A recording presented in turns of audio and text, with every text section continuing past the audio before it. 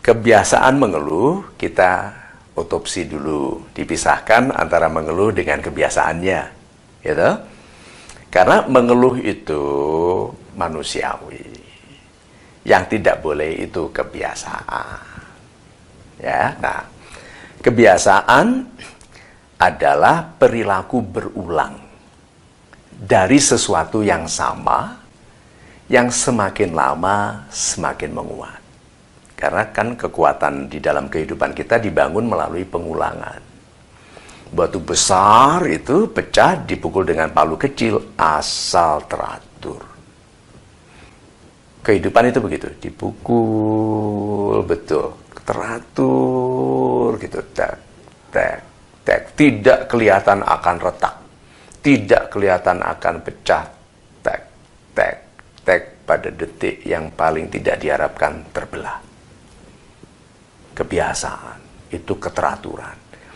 Jadi kalau orang itu kebiasaannya buruk, nggak kelihatan. Seperti kebiasaan merokok, nggak kelihatan. Sudah terbukti dalam kehidupan para sahabat saya sendiri yang meninggal 20 tahun yang lalu padahal saya masih sehat sekarang. Karena merokok, tek, tek, tek, nggak kelihatan, masih bisa sombong. Merokok, nggak merokok mati, merokok aja, tek, tek, tek, terbelah. Nggak tahu bagaimana, tahu-tahu dia batuk, berdarah. Dokter periksa. Langsung dia bilang, Pak, Anda hanya bisa, insya Allah hidupnya 3 bulan lagi. Bisa dibayangkan itu. Belah. Nah, kebiasaan mengeluh. Coba. Kebiasaan ini keteraturan yang tambah lama menguat sehingga terbelah. Nah sekarang, apa yang terbelah? Karena kebiasaan mengeluh. Mengeluhnya sekarang. Oke. Kebiasaan sudah kita dissect. Kita potong-potong, kita lihat isinya. Sekarang mengeluh ya, di dissect. Mengeluh.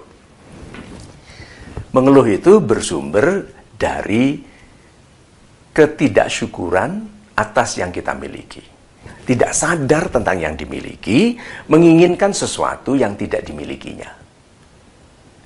Lalu membandingkan jaraknya ini, sehingga, oh mana mungkin. Satu lagi, membandingkan yang tidak dimilikinya dengan yang dimiliki orang lain. Wah Tuhan katanya maha adil, kok aku nggak bisa begini, dia bisa begitu. Gitu? Tuhan katanya maha adil. Aku yang tampan begini, pacarnya jelek. Dia yang jelek, pacarnya cantik. Gitu. Terus ada bisikan dari langit, Tuhan maha adil. Karena sebetulnya ketampananmu itu hanya karena GR. Gitu kan? Aslinya tidak. Gitu. Nah, mengeluh itu. Kemudian, mengeluh bukan hanya disebabkan oleh ketidaksyukuran. Ada satu lagi. Mengeluh itu sebagian besar disebabkan oleh ketidaksabaran. Gak sabar tentang hasil. Kapan sih hidupku ini akan baik? Kapan sih? Karena tidak sabar menunggu hasil. Oke? Orang untuk berhak mendapatkan hasil itu, dia membuktikan dalam kesungguhan, baik belajar atau bekerja. Nah, dia tidak sabar menunggu hasil sehingga mengeluh. Kenapa? Karena ada orang yang cepat mendapat hasil.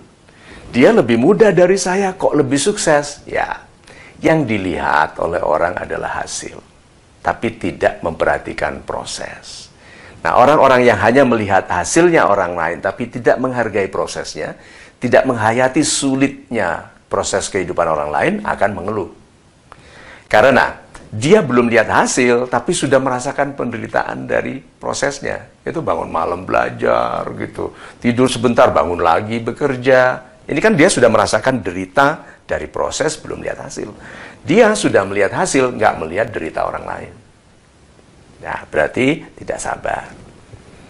Nah, kalau mau mengubah kebiasaan, ya, karena kita sekarang tahu bahwa kebiasaan mengeluh akan membelah sesuatu. Mengeluh ini berarti tidak mensyukuri sesuatu yang dimiliki. Apa akibatnya? Diambil yang dimiliki. Orang yang kebiasaannya buruk, merusak kebiasaan, berarti merusak kesehatan, berarti kan tidak menghargai kesehatan. Diambil kesehatan. Yang Tuhan tanya itu loh, nikmat mana, nikmat Tuhan mana lagi yang kamu dustakan? Oke, istri disia-siakan, diambil istrinya dalam cara yang kita tidak tahu. Seperti ada seorang bercanda, mungkin di Mekah waktu naik haji, dia bilang sama istrinya, kamu itu kalau enggak aku nikahi, kamu enggak ada yang mau. Istrinya sakit hati sekali. Ini true story. Istrinya sakit hati sekali. Dia pulang, ada seorang pangeran dari Arab. Di Arab itu banyak pangeran. Datang ke Indonesia mencari wanita tertentu yang dikenalnya secara tidak sengaja di Arab. Dilamar. Pada waktu dua suami istri ini, sepasang ini, bertengkar memang. Dan memang suaminya menantang. Gitu. Kalau kamu mau, aku ceraikan. Bercerai. Dinikahi oleh seorang pangeran kaya di Arab. Padahal ini keluarga yang sangat miskin karena suaminya malas dan sombong. Coba.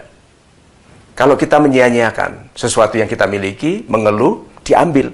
Jadi resiko dari kebiasaan mengeluh yang harusnya disyukuri diambil. Itu belahnya. Oke. Uang. Aku nggak punya uang, padahal ada uang. Uang untuk kebiasaan buruk, membiayai maksiat, untuk berjudi. Tapi bilang, orang lain kok kaya, aku kok enggak. Sih? Kebiasaan, mendustakan uang, belahnya diambil, dimiskinkan. Nah, sekarang mengubahnya. Kebiasaan dibangun dari satu tindakan yang diulangi. Berarti menghilangkan kebiasaan adalah melakukan tindakan yang lebih baik sebagai pengganti dari tindakan tidak baik, lalu diulangi. Tidak ada cara mengganti kebiasaan buruk kecuali dengan melakukan kebiasaan baik. Kebiasaan buruk adalah tindakan buruk yang diulang-ulang, berarti kebiasaan baik adalah kebaikan yang diulang-ulang. Itu sulitnya. Kenapa? Orang yang mempunyai kebiasaan buruk menikmati keburukan. Makanya mengeluh. Siapapun sekarang yang menonton video ini, kalau punya kebiasaan mengeluh, berarti Anda sedang menikmati keburukan. Nanti kalau dinasihati, mulailah dengan membiasakan satu yang baik. Tapi kan susah. Kalau Anda mengeluh susah, berarti Anda lebih mudah melakukan keburukan. Ingat saja, keburukan yang Anda lakukan teratur sebagai kebiasaan, belahnya adalah keburukan. Belahnya batu tadi. Oke? Ganti. Minta kepada Tuhan, Tuhan, tenagailah kesungguhanku untuk memulai sesuatu yang baik dengan teratur. Kuatkanlah hatiku untuk mengabaikan undangan, menikmati kemalasan, penundaan, pesimisme, keluhan, dan lain-lain. Upayakan aku ikhlas melakukan satu kebaikan kecil, lalu menikmati keindahan dari melakukannya. Mengulangi, insya Allah ini 5 hari secara teratur terbentuk kebiasaan baru.